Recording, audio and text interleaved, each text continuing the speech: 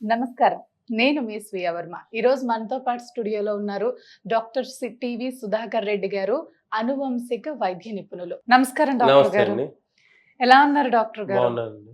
Doctor గారు, ఈ మధ్య కాలంలో థైరాయిడ్ కేసెస్ విపరీతంగా పెరిగిపోతున్నాయి. ప్రతి 10 మందిలో 8 మందికి థైరాయిడ్ ఉంటుంది. అసలు ఇలా ఎందుకు జరుగుతుంది డాక్టర్ గారు? థైరాయిడ్‌ని నేచురల్‌గా ఆయుర్వేదంలో ఎలా క్యూర్ చేసుకోవచ్చో చెప్పండి. థైరాయిడ్ ముందుగా వచ్చేటప్పుడు చాలా మందికేంటంటే లేడీస్‌లో ఆహ్, హైపర్, హైపో ఓకే. అంటే లావు అవుతారు. కొంతమంది సన్నబడిపోతారు. అవును.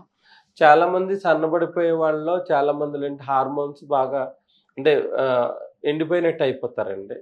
ప్లస్ వాళ్ళకి గుండె దడగా ఉండటం, హ్మ్.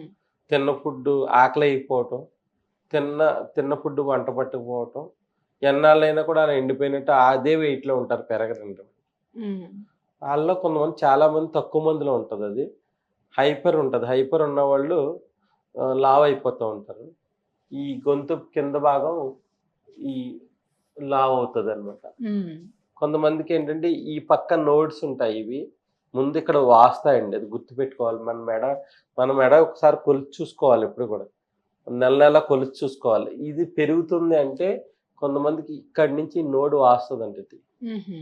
వాడే అప్పటికి థైరాయిడ్ గ్లాండ్ ఇక్కడ వాయటం మొదలవుతది చాలా మందికి. ఓకే.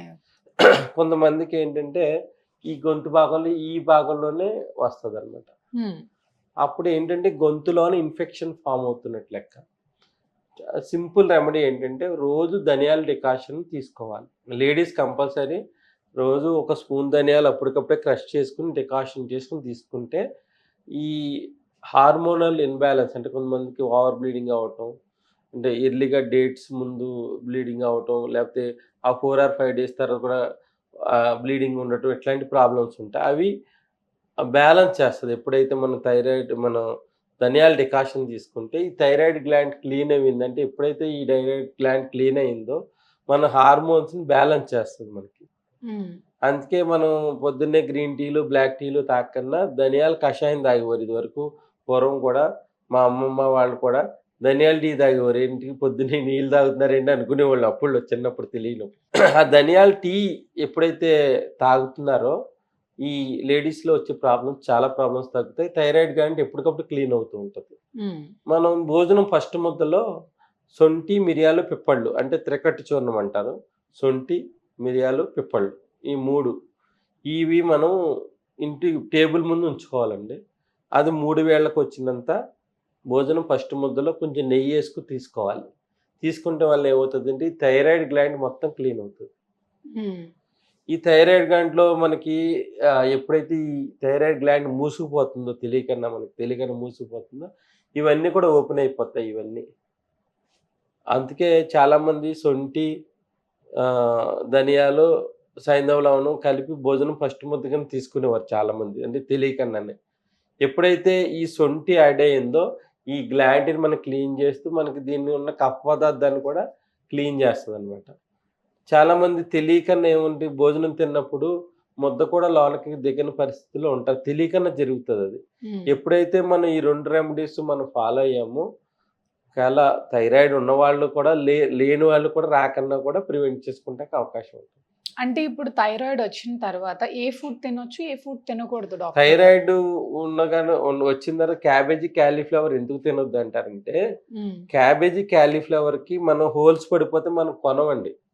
అంటే తాజాగా ఉంటేనే కొంటాం. దానికి అవును. హోల్స్ పడిపోతే కొనం. అందు గురించి ఏం చేస్తారు ఎవ్రీ 3 డేస్‌కోసారి ఫెర్టిలైజర్ స్ప్రే చేస్తూ ఉంటారు. ఓకే. అందు గురించి ఏంటంటే క్యాబేజీ, కాలీఫ్లవర్ తింటే మనం ఆ యొక్క కెమికల్‌ని డైరెక్ట్ నోట్లో పెట్టుకున్నట్టే. మరి ఎలా? అందు గురించి క్యాబేజీ, కాలీఫ్లవర్‌ని చాలా వరకు అవాయిడ్ చేయాలి. మీరు ఎవరైనా అగ్రికల్చర్ రైతు దగ్గరికెళ్లి అడిగితే 3 రోజులకోసారి ఫ్రై చేస్తారండి అది. హ్మ్. దానివల్ల మనకేమవుతది హార్మోన్స్ ఇంబాలెన్స్ అయితాయి.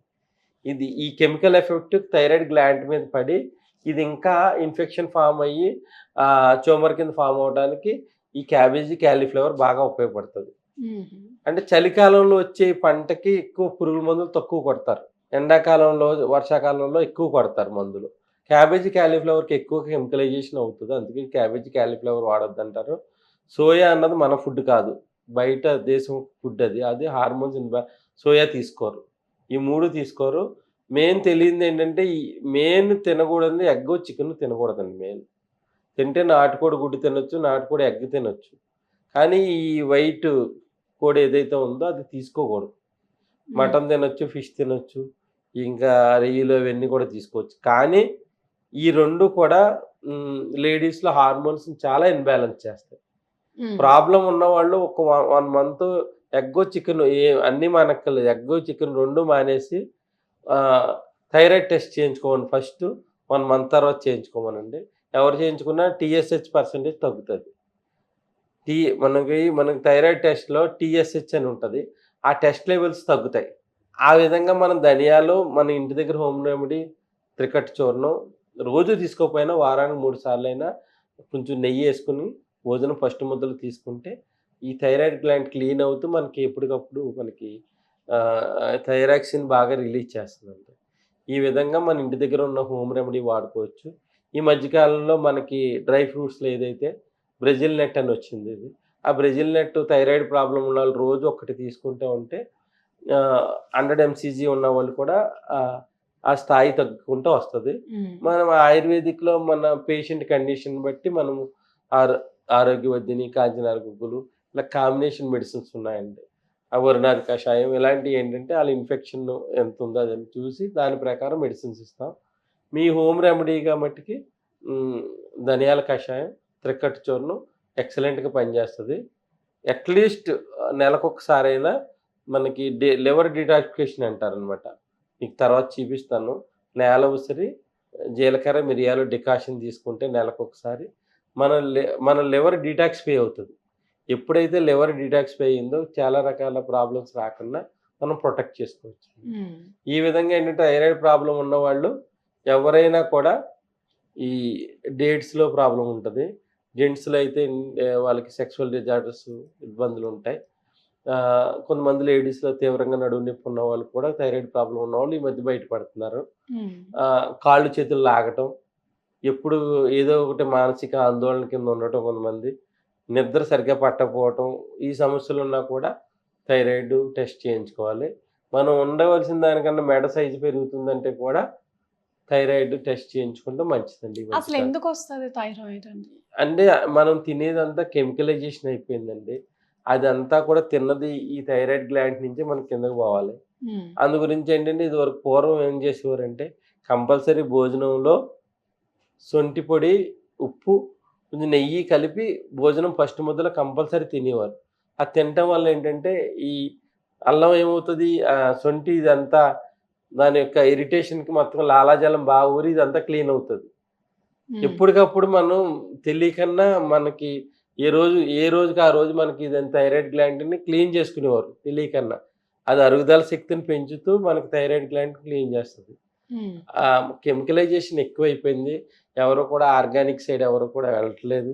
ఎవరికాళ్ళు ఇదివరకు ఇంటి దగ్గర పండించుకునేవారు. వాళ్ళకి ఒక 50% కూరగాయలైనా విలేజుల్లో పండించుకునేవారు. అవును. ఇప్పుడు మాది ఆంధ్ర అండి. అక్కడ పండించుకుని అక్కడ కూడా మానేశారిప్పుడు. ఎవరికాళ్ళు కొనుక్కునేదానికి ఎగబడుతున్నారు. అట్‌లీస్ట్ 50% పర్సన్స్ మందైనా ఇంట్లో పెంచుకుని అంటే పాడవట్లేదు కాయగూరలు గూడా. ఒక వారం, 10 రోజులు అలా బయటున్న అట్లా ఫ్రెష్‌గుంటాయి. ఆర్గానిక్‌గా చేసుకున్న కాయగూరలు 10 రోజులు బయట వదిలేసినా కూడా పాడవవు. ఎటువంటి ఫ్రిడ్జ్‌లోను పెట్టుకోనవసరం ఉండదండి. అంటే విలేజుల్లో అయినా అట్‌లీస్ట్ గట్లకి కలుపు మందులయి కొట్టకుండా మన ఇంట్లో వరకైనా కూరగాయలు పండించుకుంటే ఇన్ని రకాల హెల్త్ ప్రాబ్లమ్స్, క్యాన్సర్స్ ఇలాంటియన్నీ కూడా మనం ఎక్కువ కెమికలైజేషన్ అయిపోవటం వల్లే ఈ ప్రాబ్లమ్స్ అన్నీ మనకొస్తున్నాయని నా ఉద్దేశం. అది థాంక్ యూ డాక్టర్ గారు. నైస్ ఇన్ఫర్మేషన్ ఇచ్చారసలు. నమస్తే.